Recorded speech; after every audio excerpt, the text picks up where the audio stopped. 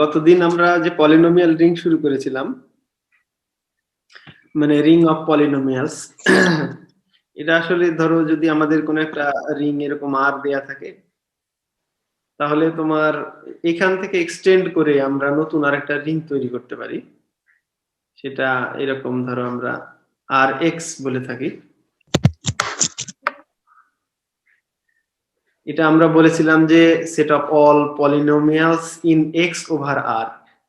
তো পলিনোমিয়াল গুলা চেহারা আমরা দেখেছি যে জাস্ট এরকম ধরো এফ অফ এক্স সেটা আমরা বলছি A zero X to the power zero plus এরকম A one X to the power one plus এইভাবে চলতে থাকবে, যেখানে এই এক্সটা হচ্ছে আমরা বলি ইনডিটারমিনেট বা আননোন বলতে পারো বা ভেরিয়েবল। এটা হচ্ছে একটা সিম্বল আর কিছুই না, হ্যাঁ, এটার সাথে আর এর কোনো সম্পর্ক নেই, কিন্তু এটা হচ্ছে সূচকের নিয়ম মানে। যদি তাই হয় তাহলে আমরা এরকম ধরনের এক্সপ্রেশনকে পলিনোমিয়াল বলছিলাম, যেখানে এই যে তোমার এআই গুলো সবগুলো হচ্ছে আর থেকে এসছে। আর মানে রিং এর মেম্বার। এখন প্রশ্ন হচ্ছে যে এটা পলিনোমিয়াল হবে যদি ফাইনাইট সংখ্যক এআই গুলো নন জিরো হয়। হ্যাঁ, অনলি ফাইনাইট সংখ্যক এআই গুলো নন জিরো হবে, ইনফাইনাইট সংখ্যকই তোমার জিরো হবে। তো তোমাদের মধ্যে কেউ একজন প্রশ্ন করেছিল তাহলে কি রিংটা ফাইনাইট হবে কিনা। রিংটা ফাইনাইট ইনফাইনাইট এটা কোনো ব্যাপার না, যদি ধরো রিং একটাই উপাদান আছে, ওয়ান শুধু, কথার কথা, বা জিরো, শুধু জিরো আছে রিং এ, তাহলে শুধু জিরো দিলে তো রিং হয়। বা ধরো জিরো ওয়ান আছে, তা আমি প্রত্যেকটা টার্মের সাথে ওয়ান অ্যাড করে দিলাম, one X to the power zero, one X to the power one, one x, এগুলো যে এ ওয়ান এ জিরো যে আলাদা হতে হবে এমন কোনো কথা নেই, এটা হচ্ছে তোমার আর এর মেম্বার হতে হবে, এটাই কথা। তো এইটা হচ্ছে তোমার পলিনোমিয়াল হতে হলে এটা ইনফাইনাইট সিকোয়েন্স হওয়া যাবে, মানে এক্সপ্রেশনটা ইনফাইনাইট হওয়া যাবে। ফাইনাইট সংখ্যক এআই হচ্ছে তোমার নন জিরো হবে, বাদ বাকিগুলো জিরো হয়ে যাবে। তো আমরা দেখার চেষ্টা করছিলাম যে এই আর এক্স এর ভিতরে তিনটা পলিনোমিয়াল নিয়ে, যে সেটা রিং এর প্রপার্টি মানছে, তা আমরা সম্ভবত ডিস্ট্রিবিউটিভ ল বাদে বাদ বাকি সবগুলো দেখিয়েছিলাম।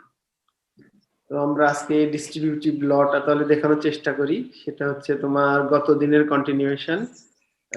ডি ওয়ান যদি বলি তাহলে আমাদের ডি ওয়ানটা আসলে আমাদের দেখাতে হবে যে এই এফ অফ এক্স দিয়ে যদি আমরা G of X plus H of X এইটাকে যদি আমরা গুণ করি, তাহলে এটা F of X G of X plus F of X H of X এরকম হয়ে যাবে আর কি।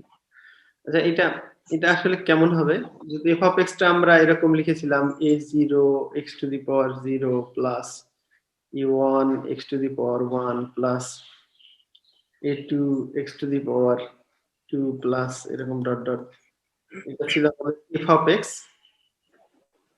আর জি অফ এক্স টা তাহলে কেমন হবে, জি অফ এক্স টা হবে অবশ্যই এরকম B zero plus C zero X to the power zero plus তোমার এরকম B one plus C one X to the power one plus B two plus C two X to the power two plus dot dot. এটা গুণ অবস্থায় আছে, ঠিক আছে। কোন অবস্থায় যদি থাকে তাহলে আমরা এটাকে এরকম ভাবে এই এই যে যেটা এটার x to the power N এর যে কোফিসিয়েন্ট, হ্যাঁ, সেটা আমরা কিভাবে লিখি,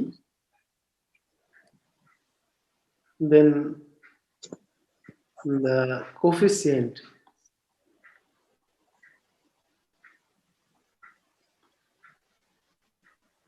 of ধরো x to the power n in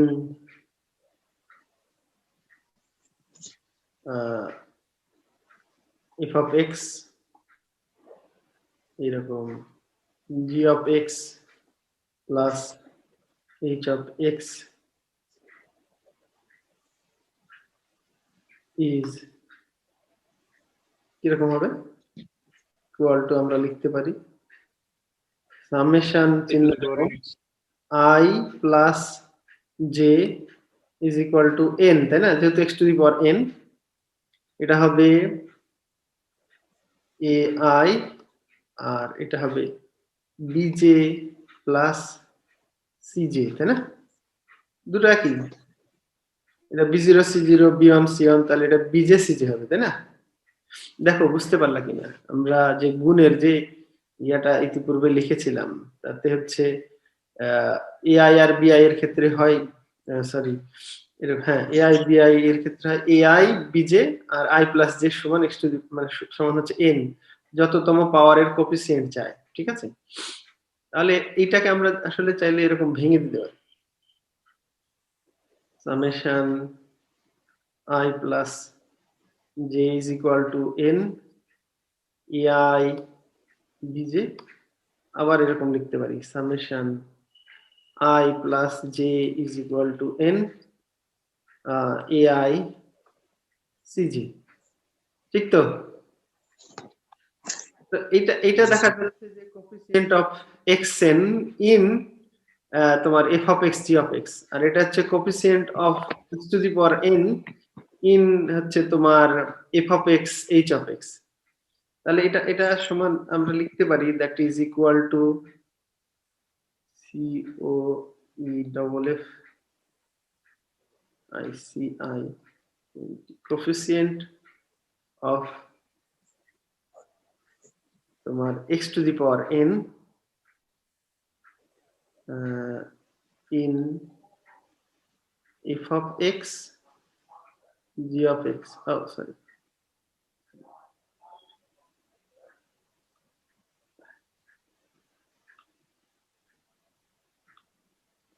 f of x এটা দিতে পারি আমরা g of x, তারপরে plus coefficient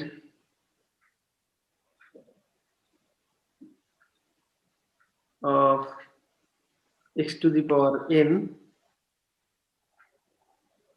in f of x কি হবে? h of x, h of x। হ্যাঁ, আজকে আমার বাসায় ইন্টারনেট নাই তাই আমি ডিপার্টমেন্টে আসছি। তাহলে আমরা এই f of x into g of x plus h of x এর xn এর কোফিসিয়েন্ট যেটা পেলাম সেটা দেখা যাচ্ছে f of x g of x এর xn এর কোফিসিয়েন্ট যোগ f of x h of x এর xn এর কোফিসিয়েন্টের সমান। তাহলে আমরা লিখতে পারি, তাহলে therefore দেখা যাচ্ছে লেখা? জি স্যার দেখা যায়। হ্যাঁ, তাহলে হচ্ছে আমরা লিখতে পারি যে f of x into g of x plus h of x এটা সমান তোমার f of x g of x plus f of x h of x। তাহলে আমাদের d1 হয়ে গেল। এই সিমিলারলি আমরা d2 ও দেখাতে পারি। Similarly,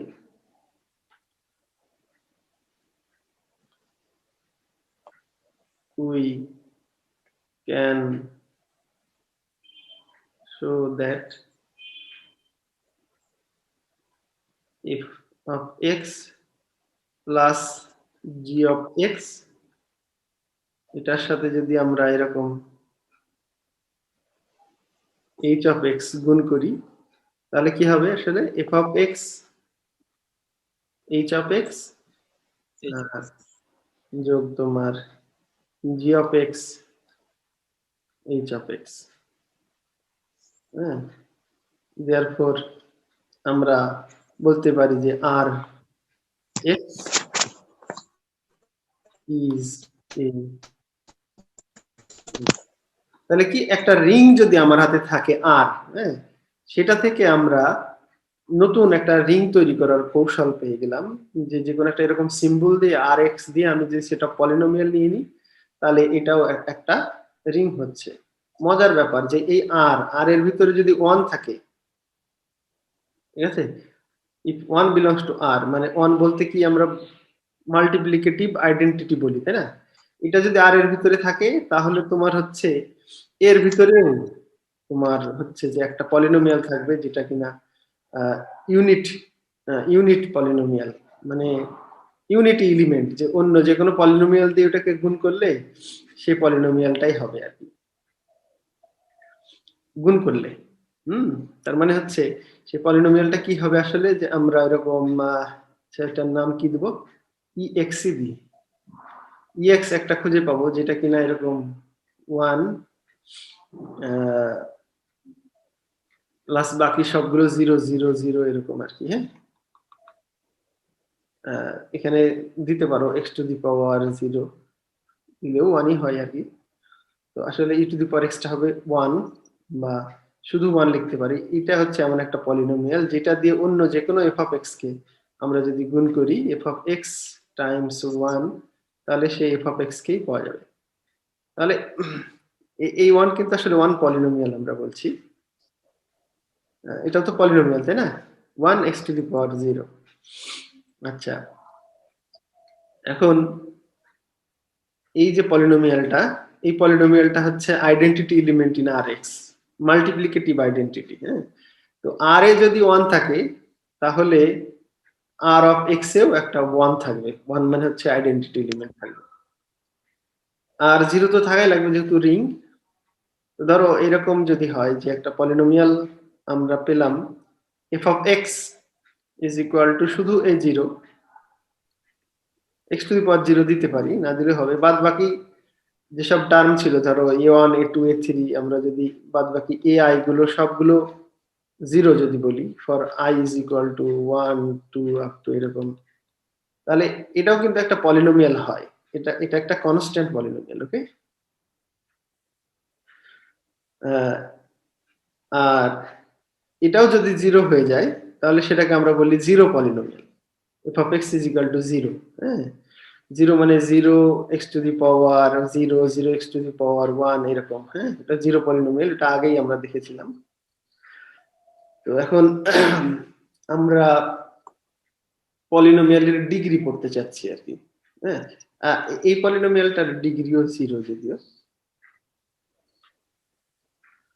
তো ধরা যাক আসলে আমাদের যে আমরা যেভাবে পলিনোমিয়াল লিখছি আর কি, f of x, ধরো f of x কে আমরা চাইলে a0 x to the power 0 দিলে চলে, না দিলেও হয়, অসুবিধা নেই। তাহলে a1 x to the power 1 plus a2 x to the power 2 plus dot dot এইভাবে লিখলাম। তারপরে ধরো an x to the power n plus আরো আছে, কিন্তু দেখা যাচ্ছে বাকিগুলো সবগুলো 0। হ্যাঁ, যদি এরকম হয় যে an টা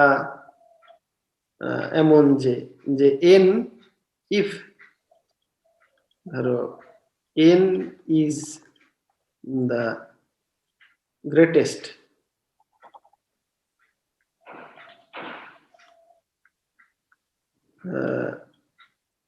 non-negative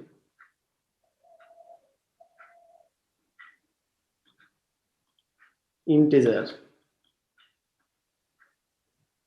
n টা হচ্ছে যেটা সাবস্ক্রিপ্ট বা সুপারস্ক্রিপ্ট আমরা দিচ্ছি, এই সুপারস্ক্রিপ্টটা তো তোমার 0 হতে পারে বা পজিটিভ কোনো নাম্বার হতে পারে, পজিটিভ ইন্টিজার হতে পারে। তাই আমরা বলছি n টা যদি গ্রেটেস্ট নন নেগেটিভ ইন্টিজার হয়, যে এই n টা নট ইকুয়াল টু 0, তারপরের an গুলো হয়তো বা 0, an প্লাস 1 an প্লাস 2 এইগুলো 0, যেহেতু আমরা জানি যে ফাইনাইট নাম্বার অফ এই ai এগুলো হচ্ছে তোমার নন জিরো হবে, বাদ বাকিগুলো সবই 0 হবে।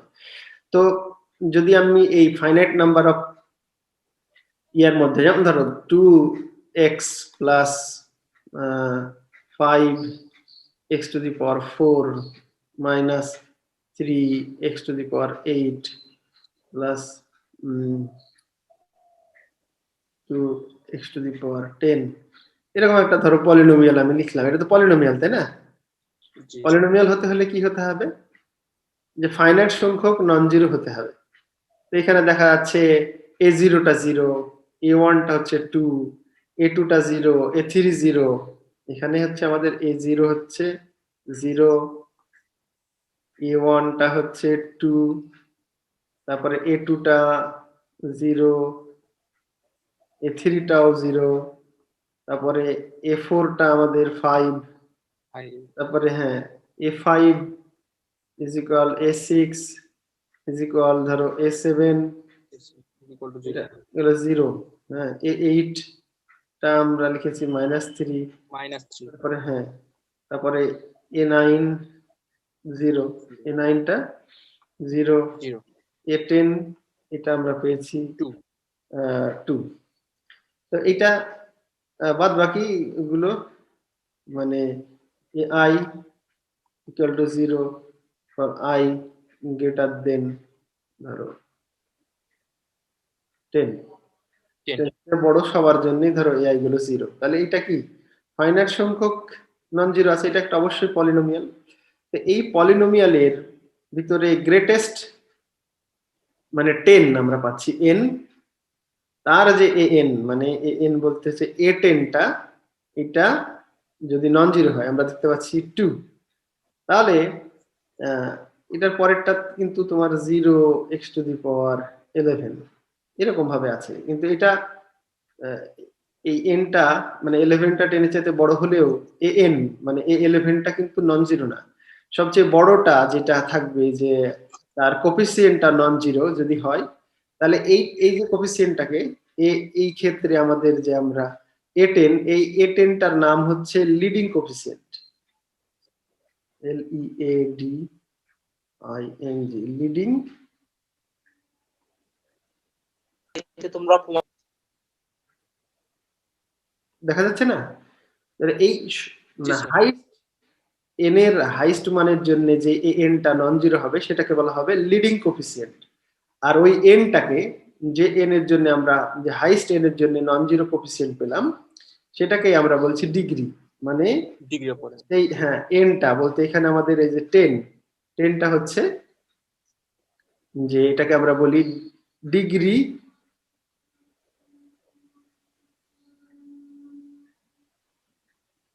অফ f of x, হ্যাঁ এটাকে সংক্ষেপে এরকম ডিইজি f of x লেখা হয়, ডিইজি f of x, এটা হচ্ছে আমাদের এই ক্ষেত্রে 10।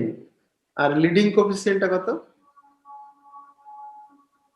2 হ্যাঁ লিডিং কোফিসিয়েন্ট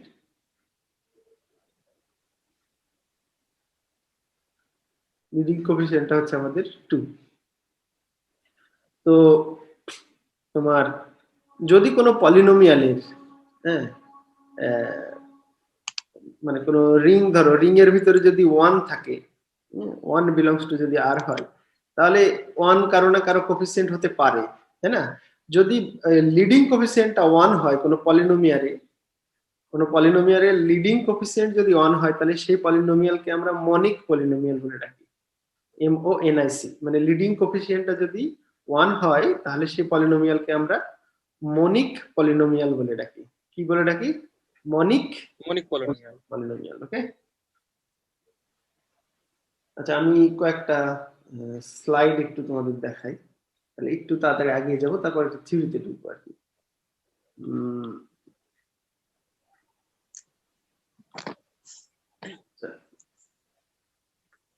ধরো যে r প্লাস ডট এটা যে কোনো একটা রিং, আর f of x আমি এইভাবে a0 a1x a2x square anx n এভাবে চলতেই আছে, যেখানে ai গুলো r, যদি a0 টা নট জিরো হয় আর a0 ai টা জিরো হয় সকল i এর জন্য, মানে শুধুমাত্র f of x সমান a0 ছাড়া অন্য কিছু নাই, হ্যাঁ তাহলে এই যে এটাও কিন্তু একটা পলিনোমিয়াল হবে, কিন্তু এই পলিনোমিয়ালের ডিগ্রিটা হচ্ছে আমরা বলি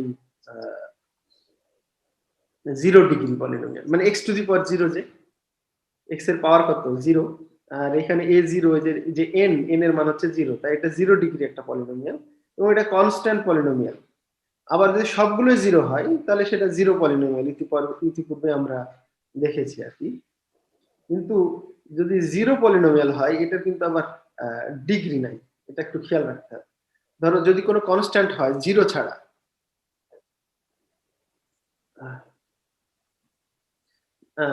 আমি বলে দিই, ধরো সবগুলো জিরো, তাহলে আমি 0x⁻10 লিখতে পারি, 0x⁻100 লিখতে পারি, 0x⁻1000 লিখতে পারি। সেই ক্ষেত্রে তোমার ওই আসলে পলিনোমিয়ালটার তোমার নেই, মানে ডিগ্রিটা ডিফাইন্ড না। হ্যাঁ, যদি জিরো পলিনোমিয়াল হয়, আর যদি কনস্ট্যান্ট পলিনোমিয়াল হয় তাহলে তার ডিগ্রিটা ডিফাইন্ড এবং ডিগ্রিটা হচ্ছে 0 ডিগ্রি। 0 ঠিক আছে, একটু কনফিউশনে মানে কনফিউশন যাতে না হয় আর কি। আচ্ছা, আর দুই একটা জিনিস, ধরো এরকম একটা পলিনোমিয়াল আমি লিখেছি, f(x = 3x² - x³ + 15x⁻7 plus হচ্ছে ধরো 2x⁹ আছে, কেটে গেছে আর কি। তো মানে আমরা পলিনোমিয়ালের ভিতরে যে x কে আমরা বলি আননোন অথবা আমরা ইনডিটারমিনেট বলি, তাই না? আর ai গুলো হচ্ছে তোমার 0 হবে except finite number of elements of r, মানে এর ভিতরে ফাইনাইট সংখ্যক নন জিরো থাকবে। আর এআই গুলোকে আমরা কোফিসিয়েন্ট বলে রাখি এই পলিনোমিয়ালের। আর এম যদি গ্রেটেস্ট নন নেগেটিভ ইন্টিজার হয়, যেটা বললাম যে এম নট ইকুয়াল টু 0, তাহলে এম কে আমরা লিডিং কোফিসিয়েন্ট বলি, অনেকে আবার লাস্ট কোফিসিয়েন্টও বলে আর কি। তো এই যে এমটা পেলাম, হ্যাঁ, সেই এমটাকেই আমরা বলি যে ডিইজিএফ অথবা ডিগ্রি f(x), হ্যাঁ, এটা এম আমরা লিখি। আর f(x)টা তখন এরকম ভাবে লেখা হয় a0, মানে m(x⁻m) পর্যন্ত লিখলে যথেষ্ট, আর বাদ বাকিটুকু না লিখলেও চলবে, বাদ বাকি যেহেতু উপরের গুলো সবগুলো 0। আচ্ছা, আর 3টা স্লাইড আছে। আচ্ছা, তো ডিগ্রি বিষয়ক একটা থিওরেম আছে, এটা আগে দিয়ে নিই।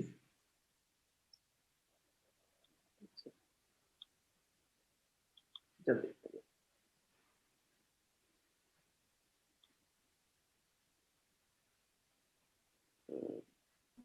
আচ্ছা, ডিগ্রির যে থিওরেমটা সেটা হচ্ছে তোমার যে f(x) আর g(x) যদি দুটো পলিনোমিয়াল হয়, হ্যাঁ, তাদের যদি গুণ করা হয়, তাহলে গুণ করলে তাদের যে ডিগ্রিটা হবে সেই ডিগ্রিটা তোমার হচ্ছে তাদের আলাদা আলাদা ভাবে ডিগ্রি যোগ করে যদি তার চাইতে ছোট বা সমান হবে। মোট কথা ধরো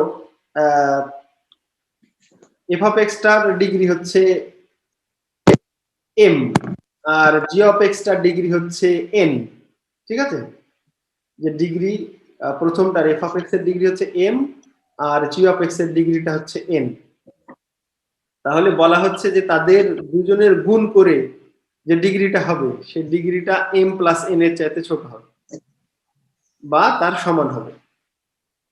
তো ধরো এটা যেহেতু লিডিং কোফিসিয়েন্ট am bn এরা অবশ্যই 0 হতে হবে, তাছাড়া এটার ডিগ্রি m হবে না, এটার ডিগ্রি n হবে না। এটার ডিগ্রি m হতে হলে am কে নন জিরো হতে হবে, এটার ডিগ্রি তোমার অবশ্যই এই bn টাকেও নন জিরো হতে হবে। তা আমরা যদি এই দুজনকে গুণ করি তাহলে গুণ করলে কি হবে দেখো দেখি। গুণ করলে f(x g(x) সমান হচ্ছে, প্রথমে ধরো a0 b0 plus a1 b0 plus a0 b1 x plus এরকম a2 b0 a1 b1 তারপরে a0 b2, এটাকে আমরা যে সাম দিয়ে লিখতে পারি আর কি, x² প্লাস ডট ডট, যেহেতু লাস্টের টার্মটা কি হবে আসলে am bn x⁻m + n। ঠিক আছে, এখন এইটা দেখে মনে হচ্ছে যে আসলে এটার ডিগ্রিটা m + n, কিন্তু আমরা জানি না যে এই যে রিং এর উপর আমরা কাজটা করছি সেই রিংটা জিরো ডিভিজর আছে কিনা। যদিও তোমার am আর এই bn এরা দুজনই হচ্ছে তোমার নন জিরো, কিন্তু যদি ওই রিং এ জিরো ডিভিজর থাকে তাহলে এই দুজনের গুণ করলে কিন্তু জিরো হয়ে যেতে পারে, সেক্ষেত্রে এই ডিগ্রিটা কিন্তু কমে যাবে। ঠিক আছে, ডিগ্রি যদি কমে যায় তাহলে সেই যদি যদি জিরো ডিভিশন না থাকে তাহলে ক্লিয়ারলি হচ্ছে am bn not equal to 0, আর এটাই তোমার লিডিং কোফিসিয়েন্ট হবে এবং ডিগ্রিটা হবে m + n। হ্যাঁ, তাই বলা হচ্ছে if am bn equal to 0 দেন ডিগ্রিটা হয়ে যাবে কি m + n এর চাইতে কমে যাবে, ছোট হবে। আর যদি am bn এর গুণফলটা যদি নন জিরো হয় তাহলে ডিগ্রিটা অবশ্যই m + n হবে। তাহলে এই f(x g(x) এর যে ডিগ্রি এটা m + n এর সমান বা তার চাইতে ছোট হবে, আর সেই ডিগ্রিটাকে আমরা এরকম ডিগ্রি অফ যদি এই m বসিয়ে দিই, m এর মান বসিয়ে দিই, m হচ্ছে degree of f of x আর n হচ্ছে degree of g of x, তাহলে বলা যায় যে degree of f of x g of x is less than or equal to degree of f of x plus degree of g of x।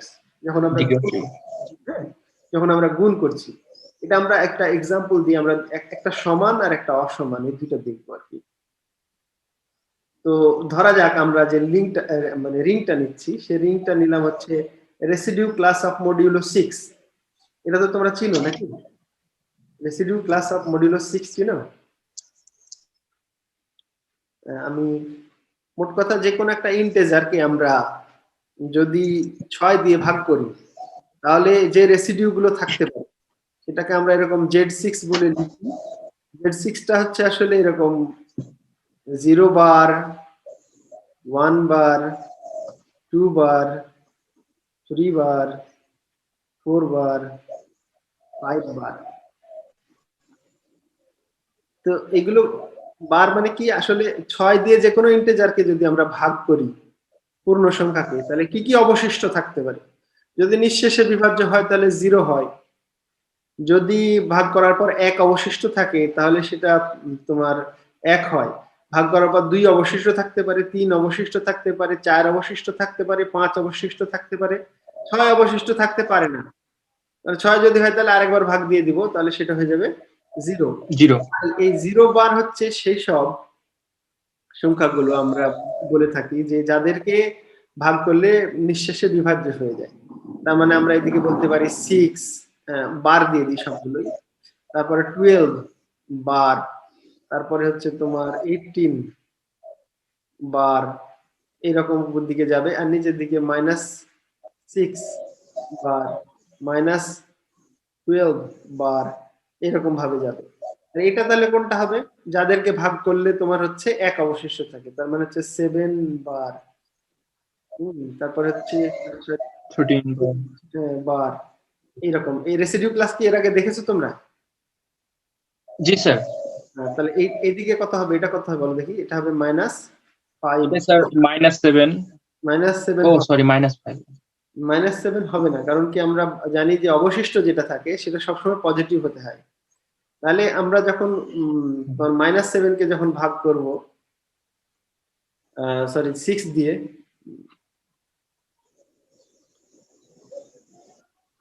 আমরা যখন negative সংখ্যাকে ভাগ করেছি, integer division যেটা 6 দিয়ে যদি ধরো যে আমরা -5 কে ভাগ করি, তাহলে আমরা উত্তর এরকম লিখতে পারি যে -1, সেক্ষেত্রে 6, এটা আসে -6 এবং এটা আসলে বিয়োগ করতে হয়, বিয়োগ করলে এটা প্লাস হয়ে যায়, অবশিষ্টটা হয় 1। বুঝতে পেরেছো? আর যদি 7 মনে করো, যে -7 কে ভাগ করব, 6 দিয়ে -7 কে তুমি ভাগ করতে যদি চাও, তাহলে 6 কে যদি 6 দাও -6, তাহলে উপরে আরো বেশি থেকে যাচ্ছে, সেক্ষেত্রে এরকম -2 দিতে হবে, -12, এটা প্লাস, এখানে আসবে তোমার -5, সরি অবশিষ্ট আসবে 5 স্যার। 5 অবশিষ্ট আসবে 7 কে ভাগ করলে। ওকে, তো এরকম এটা বুঝতেই পারছো যে 8 হবে, 16 হবে, আর এদিকে হবে তোমার 4, তারপরে হচ্ছে 4, 6, 10, এরকম। তো এই যে এই রেসিডিউ ক্লাস আর কি, এটার ভিতরে এটা কিন্তু একটা রিং হয় আর কি। হ্যাঁ, রিং হয় মানে কি, যে কোনো দুটো গুণ করলে বা যোগ করলে এর মধ্যেই থাকে। যোগটা কিভাবে ডিফাইন করা হয়? এবার যোগ বি বার, এটা সমান হচ্ছে a plus B, a plus B বার। আর a প্লাস বি বারটা ডিফাইন করা হয় এইভাবে, এটা সমান ধরো a প্লাস বি মাইনাস 6 বার দেওয়া হয় যদি হচ্ছে a plus beta greater than 6 হয়ে যাবে, 6 চাইতে বড় হয়ে গেলে সেটাতে 6 বাদ দিতেই থাকতে হবে। যদি ধরো অনেক বেশি হয়ে যায়, মোট কথা 6 দিয়ে ভাগ করার পর যেটুকু অবশিষ্ট থাকবে সেটুকুই বসাতে হবে। যেমন কথার কথা আছে, এটা আরেকবার বলেন না। ধরো 4 প্লাস 5, 4 বার প্লাস 5 বার, এটাকে আমরা আসলে এরকম 9 বার লিখি। হ্যাঁ, 9 বারটা আসলে কি? 9 বারটা হচ্ছে যতক্ষণ পর্যন্ত 6 এর বেশি থাকবে, 6 এর উপরে, ততক্ষণ 6 বিয়োগ করতেই থাকতে হবে। এর সমান আসলে 3 বার। 3 বার। ঠিক আছে? এবার ধরো 4 দিয়ে 5 কে গুণ করব। গুণটা কিভাবে ডিফাইন? 4 5 এরকম 20 বার। হ্যাঁ, 20 বার, তো 20 বার মানে 20 থেকে আমাকে 6 বিয়োগ করতে থাকতে হবে। বিয়োগ 6, তাহলে কত হলো এটা? 14 বার, তাই না? যতক্ষণ পর্যন্ত 6 এর নিচে না আসবে ততক্ষণ বিয়োগ করতে থাকবে। 2 বার হবে স্যার। বার সমান হচ্ছে তোমার 8 বার। 8 মাইনাস 6 বার সমান হচ্ছে তোমার 2 বার। 2 বার। হ্যাঁ, এগুলো সবই সমান আর কি। তো এই 2 বারের লাইনে 8 বারও আছে, 14 বারও আছে, 20 বারও আছে, সবগুলো এই 2 বারের লাইনেই থাকে আর কি। ওরা ওরাকে এই 2 বারই ওদেরকে রিপ্রেজেন্ট করে, মানে ওরা ইকুয়াল আর কি। তো তাহলে এখন দেখো এখানে যে 3, হ্যাঁ 3 বার নট ইকুয়াল টু কিন্তু 0 বার, ঠিক আছে? আবার 2 বার এটা নট ইকুয়াল টু তোমার 0 বার, জিরোর সমান না। কিন্তু যদি আমরা 2 বার দিয়ে 3 বারকে গুণ করে দিই, গুণ করছি আর কি, হ্যাঁ, ডট দিলেই হতো আর কি, এটা সমান হবে তোমার 6 বার। 6 বার মানে 6 মাইনাস 6 সমান হচ্ছে 0 বার। 0 বার। তাহলে 2 ও 0 না, 3 ও 0 না, কিন্তু তাদের গুণ করে হয়ে গেছে 0। তাহলে দুটো নন জিরো উপাদান হলেও তাদের গুণফল 0 হতে পারে। তার মানে এই রিং এর ভিতরে 0 ডিভিজর আছে। দেখতে পেলাম যে 2 আর 3 দুটো নন জিরো, বাট তাদের গুণ করলে 0 হয়ে যাচ্ছে। আবার 3 আর 4 যদি গুণ করো, 3 4 কত হবে? 12 বার। 12 বার সমান হচ্ছে 12 মাইনাস 6 মাইনাস 6 আরেকবার, তার মানে এটাও 0 বার, ঠিক আছে? তার মানে 4 আর 3 কে গুণ করলেও আমরা এরকম 0 বার পাবো, যদিও 4 ও 0 না, 3 ও 0 না।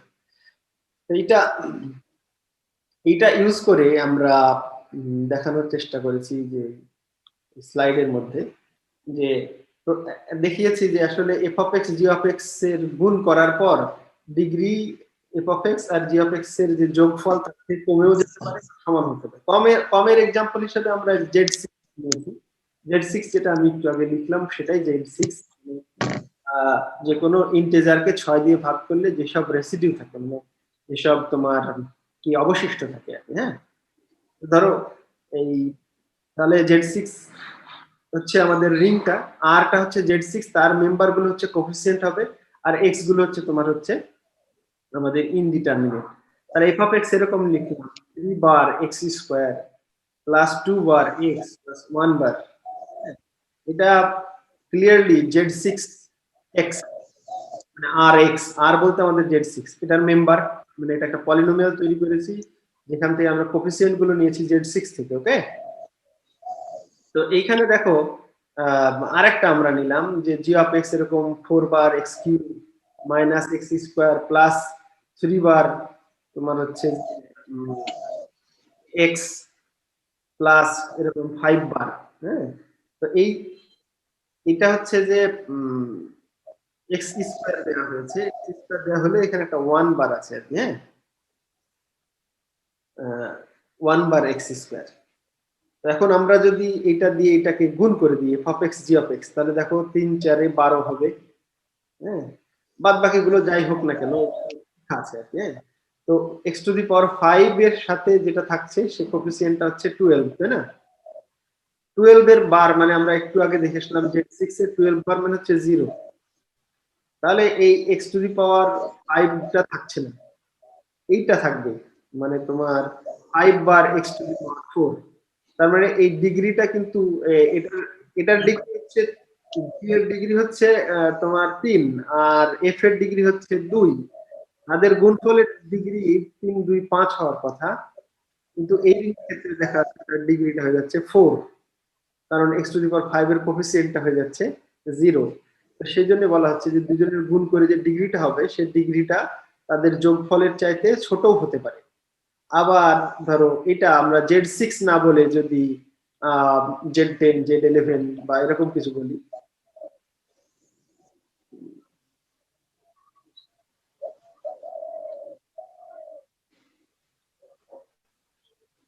হ্যাঁ, ওই একই এক্সাম্পল ধরো নিয়েছি, কিন্তু এবার আমি Z7 নিয়েছি। Z7 নিলে কি হবে, এটার মেম্বার গুলো কি 0 বার 1 বার 2 বার 3 বার 4 বার 5 বার 6 বার পর্যন্ত। হ্যাঁ, এখন 7 দিয়ে যেসব কে ভাগ করা যাবে তারাই শুধু 0 বার হবে। এক্ষেত্রে ধরো এই 3 4 12, 12 কে 12 বার সমান আসলে কি হবে, 12 বার মানে হচ্ছে 12 মাইনাস 7 মানে 5 5, হ্যাঁ, তাহলে এটা হবে 5 বার, 0 হচ্ছে না, তাহলে এটার ডিগ্রি, এক্ষেত্রে বলা হচ্ছে যে দুইজনের গুণফলের ডিগ্রি তাদের আলাদা আলাদা ডিগ্রির যোগফলের সমান হতে পারে। একটা শিখলাম যে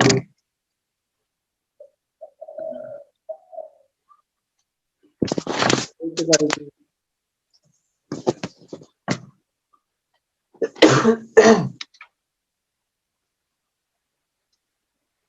এরকম যে degree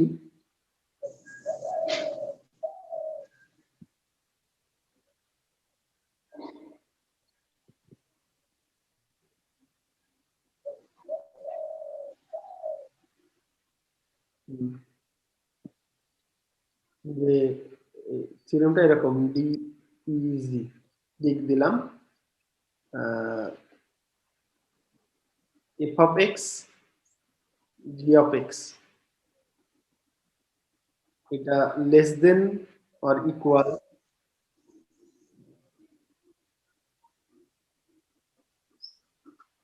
degree F of X plus degree G of X. তোমার এটা একটা ইম্পর্টেন্ট থিওরেম আর কি, এটা ব্যবহার করতে হয়।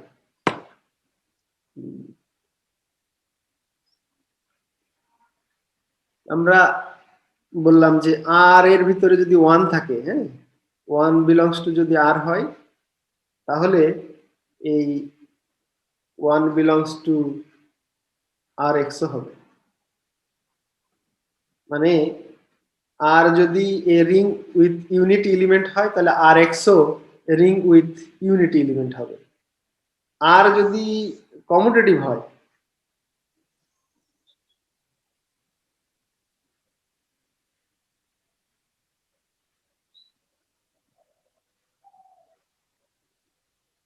তাহলে এই আর এক্সও কমিউটেটিভ হবে।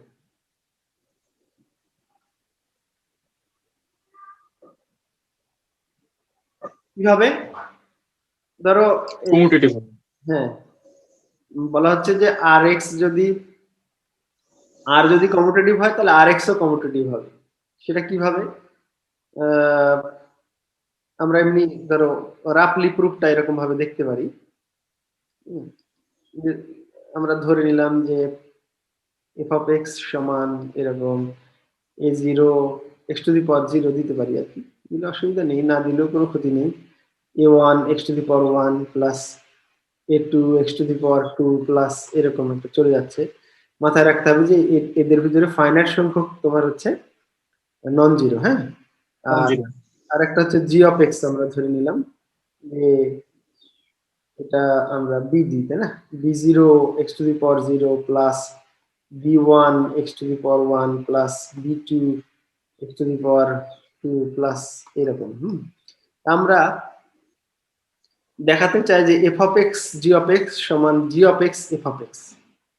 হ্যাঁ, তাহলে F of X G of X এর যে তোমার আচ্ছা এক্স এন এর কোফিসিয়েন্টটা দেখি, তাই না,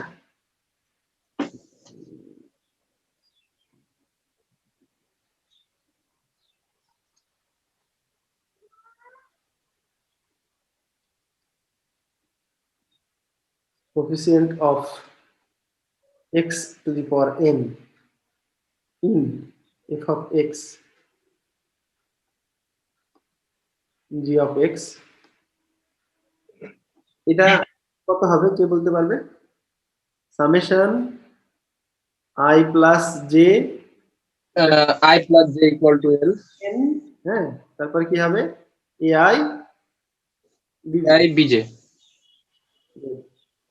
তো এআই হচ্ছে আর বিজে এরা কার মেম্বার?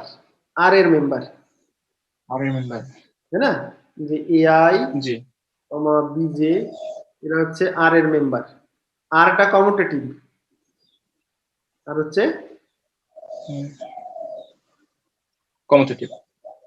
আর যদি কমিউটেটিভ হয় তাহলে তোমার হচ্ছে যে এআই বিজে কে আমরা, তাহলে আমরা লিখতে পারি j equal to 2. তাহলে এটা যদি উল্টো ভাবে লিখে দিই, এবং আই প্লাস জে আর জে প্লাস আই একই তো কথা, তাই J না? plus I. Plus I is equal to N BJ. এটা এটা এটা আসলে কি হয়ে গেল? এটা আমরা এখান থেকে বলতে পারি যে coefficient of Coefficient of x to the power n in gx fx. হ্যাঁ xn in G of x F of X, তাই তো? তার মানে আমরা বলতে পারি যে দেয়ারফর আর এক্স এটাও ইজ কমিউটেটিভ, তাই না? বা স্যাটিসফাইজ দ্য কমিউটেটিভ ল।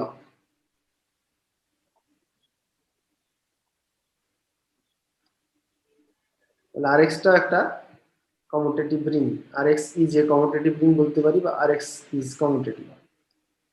তাহলে দেখা গেল যে কোন রিং এ যদি 1 থাকে, পলিনোমিয়াল রিং যদি আমরা তৈরি করি সেটাতে 1 থাকে।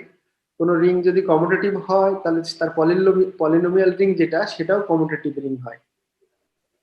এখন একটা ইম্পর্টেন্ট থিওরেম পরীক্ষা আসার মতো, যেটা বলা হয় যে দেখাও যে আর যদি ইন্টিগ্রাল ডোমেন হয় তাহলে তোমার আর এক্সটাও ইন্টিগ্রাল ডোমেন, আর ইন্টিগ্রাল ডোমেন হলে আর এক্সটাও ইন্টিগ্রাল ডোমেন, এটা দেখাতে বলা হয়। তার মানে কি ইন্টিগ্রাল ডোমেন যদি দেখাতে হয় তাহলে আমাদের কি কি দেখাতে হবে বলো দেখি। ইন্টিগ্রাল ডোমেনের সংজ্ঞা কি তোমাদের মনে আছে? ইন্টিগ্রাল ডোমেন আমি আরেকবার Commutative ring with unity element without zero divisor. হ্যাঁ, ফিল্ডের সাথে একটু সামান্য তফাৎ, যে তোমার ফিল্ডে কি হবে যে প্রত্যেকটা নন জিরো এলিমেন্টের মাল্টিপ্লিকেটিভ ইনভার্স থাকতে হবে।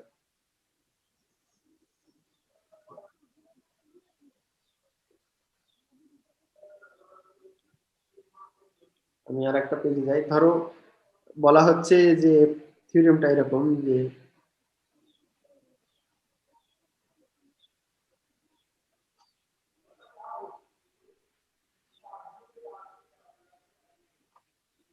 if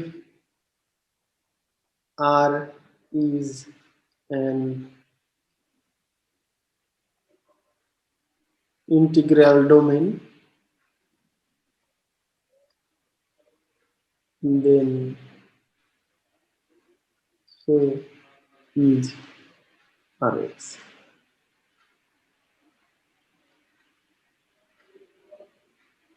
মানে আর যদি ইন্টিগ্রাল ডোমেন হয় তাহলে আর এক্সটাও হচ্ছে ইন্টিগ্রাল ডোমেন হবে, এটা প্রমাণ করতে বলেছে।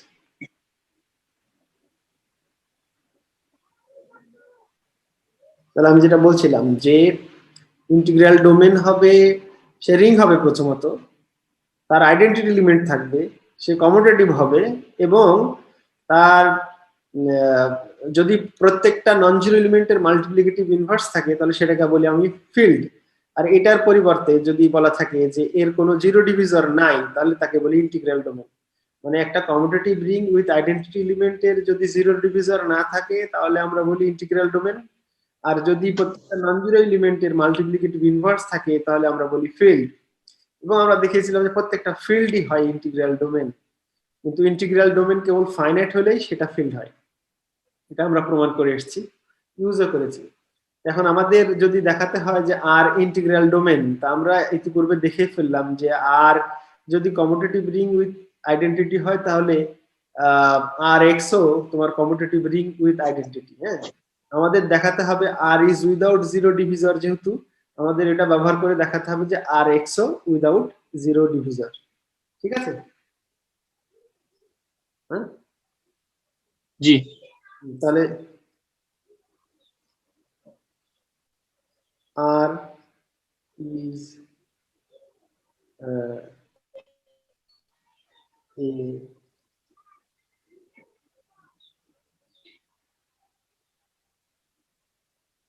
কমিউটেটিভ রিং, তাই না?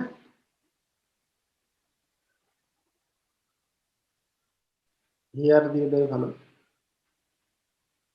Here R is a commutative ring with unit element. W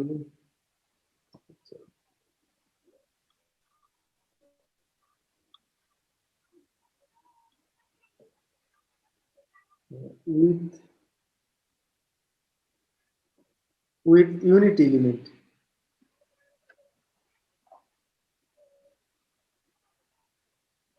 with unit element and without zero divisor. without zero divisors.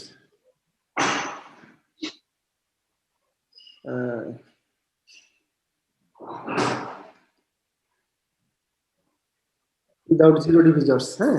Then R X is also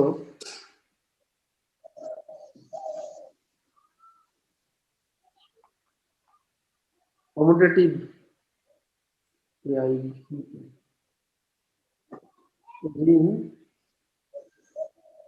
with unit element, তাই না? জি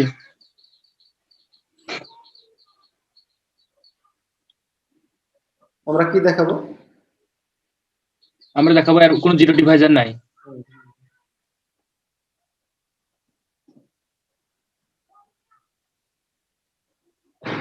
Unit element. We show that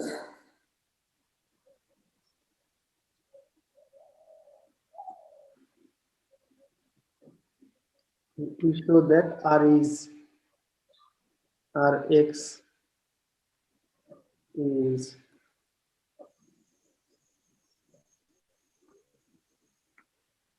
without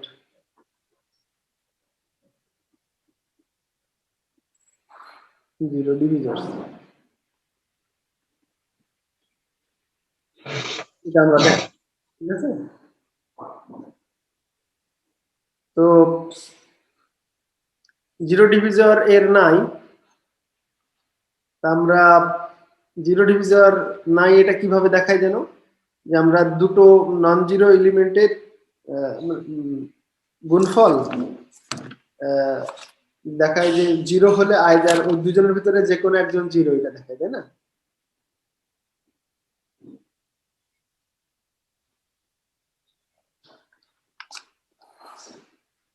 আচ্ছা,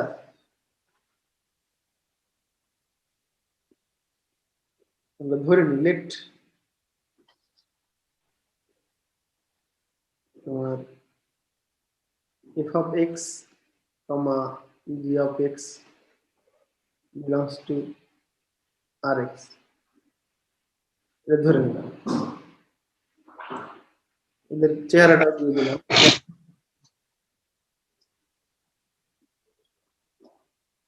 ধরো f of x টা সাম of করে দিতেন sir. Some of এরকম 0 to n 22 an x to the power n দেওয়া যায়, আর g of x টা এরকম সাম দিয়ে দিলাম যে bi x to the power i। আচ্ছা, i দুটো দিলে কেমন হয়, এটা একটু j দিলে না, bj x to the power j দিলাম। তাহলে therefore আমরা যদি f of x g of x এটার চেহারাটা দেখতে চাই, তাহলে এটা এরকম হয় আসলে, summation dk x to the power k, sorry k যেখানে কিনা তোমার এই I plus j is equal, তাই না? ডিকে যে কোফিসিয়েন্টটা কে হয়, ডিকে, হ্যাঁ, I প্লাস জে সমান হচ্ছে তোমার কে হয়। আর কে আমরা ডিকেটাকে আসলে কিভাবে লিখি, বা এরকমও বলতে পারি যে এটা আসলে আমরা এরকম লিখতে পারি summation I plus j is equal to k i d j k. মানে আমরা তো জানি যে ডিকেটা আসলে আহ,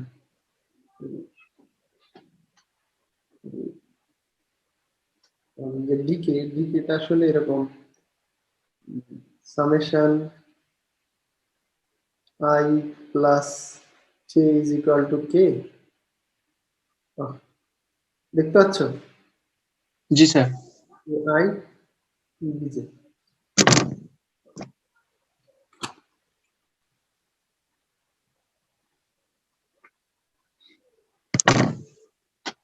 এইটাকে আমরা উল্টেও লিখে দিতে পারি আর কি, যে তোমার সামেশন I প্লাস জে বা j plus I is equal two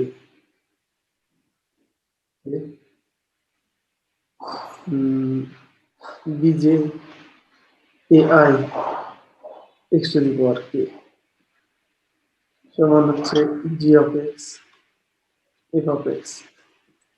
মোট কথা এখানে আমি যদি বলেছি যেটা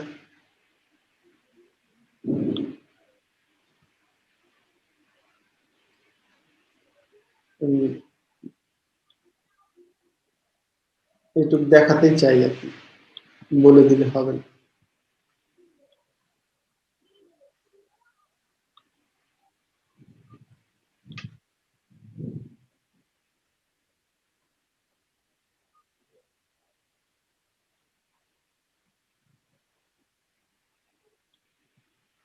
তাহলে তোমার আমরা দেখালাম যে আসলে আর এক্স কমিউটেটিভ, তাই না?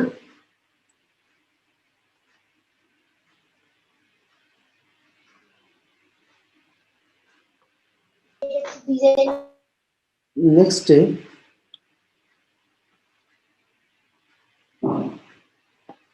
নেক্সট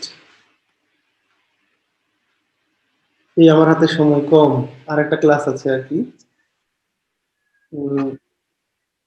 আমরা ধরে নিলাম লেট ডিগ্রি অফ তোমার এফ অফ এক্স, এটা ধরে নিলাম ধরো এন, যেটা কিনা গ্রেটার দেন 0। আর degree of G of X এটা ধরে নিলাম এম, এটাও গ্রেটার দেন 0, মানে 0 ডিগ্রি। দেন আমরা ইনফাইনাইট না লিখে এরকম ফাইনাইট ভাবেও লিখতে পারি, f of x is equal to ধরো a 0 plus a 1 x to the power 1 plus a 2 x square plus n x to the power n, যেহেতু এটার ডিগ্রি ধরেছি আমি এন। আর জি অফ এক্সটা লেখা যাবে b 0 plus b 1 x plus b 2 x square plus এরকম করতে করতে হচ্ছে তোমার এম, তাই না, x to the power M. যেহেতু এটার ডিগ্রি এ এন, তাহলে ক্লিয়ারলি আমরা জানি এ এন এটা নট ইকুয়াল টু 0। আর এটার যেহেতু ডিগ্রিটা এম, তাহলে লিডিং কোফিসিয়েন্ট বি এম এটাও নট ইকুয়াল টু 0 হবে। এখন F of X G of x যেটা, এই ক্ষেত্রে আমরা কিভাবে লিখতে পারি f of X G of x, আমি যেটা স্লাইডে তোমাদের দেখালাম একটু আগে, এটাকে আমরা চাইলে এরকম ভাবে লিখতে পারি যে সামেশন আসলে i plus j is equal to K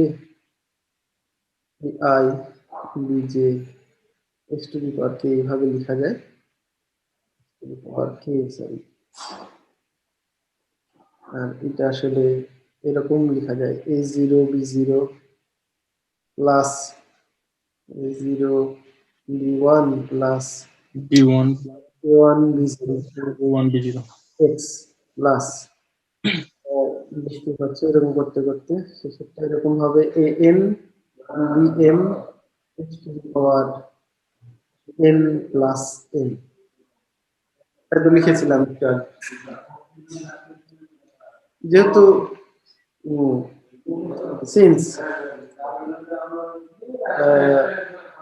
R is free from zero divisors, মানে আর এর যেহেতু জিরো ডিভিজর নাই, and a n not equal to 0, b m not equal to 0, এটা কি আর elements of r, তাহলে আমরা এটা শিওর যে therefore a n m এটাও কি হবে নট ইকুয়াল টু 0, কারণ কি যেহেতু r টা উইদাউট জিরো ডিভিজর, তাহলে এ এন বি এম এরা বার নন জিরো, দুজনই নন জিরো, তাদের গুণফলও অবশ্যই নন জিরো হবে। তাহলে এখান থেকে আমরা বলতে পারছি যে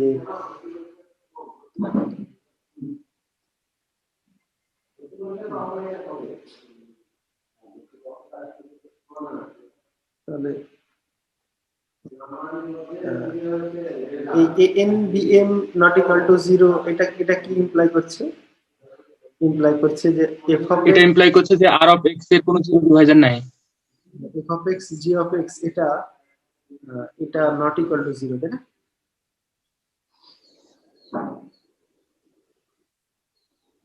কারণ এটা নন জিরো হওয়ার অর্থই হচ্ছে যে কমপক্ষে একটা তো আমি পাচ্ছি যেটা কিনা তোমার যার power x to the power n plus m a n b m এটা নন জিরো, তার মানে এই পলিনোমিয়াল যেটা পেলাম এটা নন জিরো পেলাম।